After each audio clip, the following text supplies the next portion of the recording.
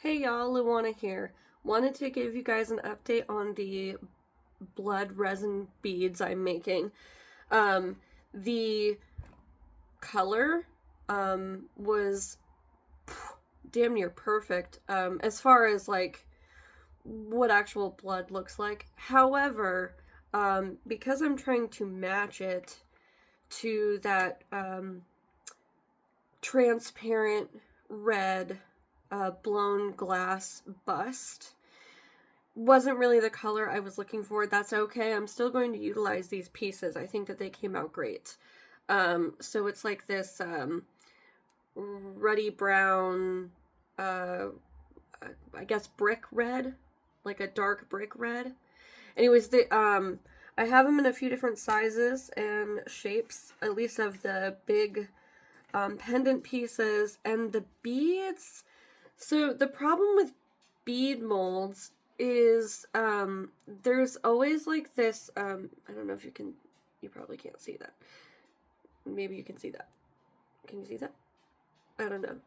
That's really blurry. Anyways, so the problem with bead molds is that there's always going to be a little bit of a flat spot on the top of the bead, or just like one of the sides of the beads. The other side of the bead is fine because it's inside the mold, but the top side of the mold that's showing where, you know, the entry point is, that is not all the way round.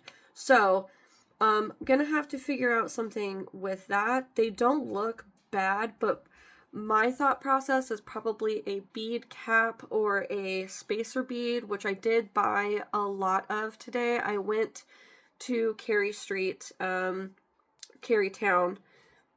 Anybody who's not from Richmond, Virginia, that's just our small business shopping district.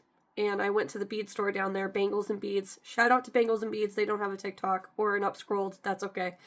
I used to be a manager there, and so I went there to buy some supplies, and I basically bought them out of all their stainless steel spacer beads, since they did not have good bead caps.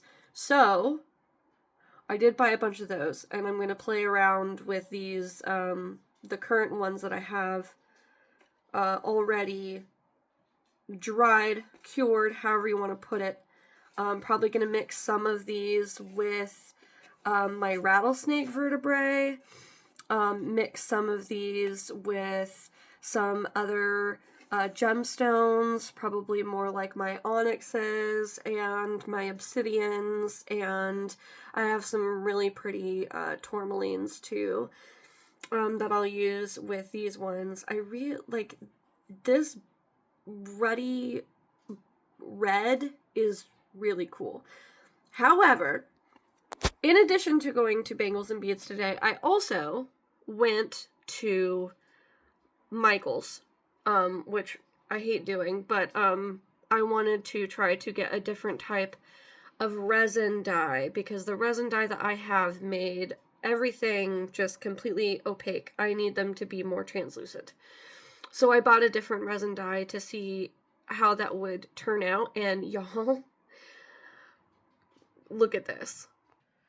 Now, while I do think that this might be a little too bright red for the specific bust, I am much happier with that translucent look. You can even see the plastic sheeting underneath these. So this is more what I was going for. I did add more of myself to this batch. I might also do a clear batch with just that in it, because I did that first. This last time I did the dye first, and then I put the blood in. But I did it the other way around this time, and honestly, it looked kind of cool because it was all chalky. Not chalky. What's the word I'm looking for?